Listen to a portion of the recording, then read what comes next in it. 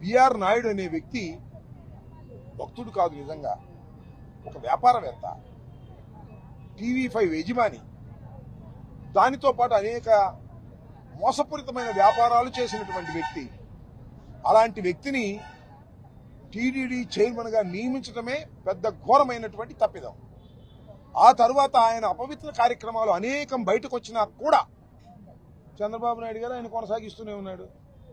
మొన్న చంద్రబాబు నాయుడు గారు ఆయన మనవడు పుట్టినరోజుకు వెళ్తే ఆయనే ఉన్నాడు. ఎవరు? బిఆర్ నాయుడు గారు. అపవిత్రమైన బిఆర్ నాయుడు గారే ఉన్నారు.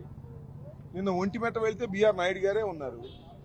ఒక అపవిత్రమైన కార్యక్రమం చేసినటువంటి వ్యక్తిని తిరుమల తిరుపతి దేవస్థానం చైర్మన్ గా తొలగించలేనటువంటి అసమర్థంగా చంద్రబాబు నాయుడు గారు ఉన్నారంటే ఆశ్చర్యంగా అనిపిస్తా ఉంది.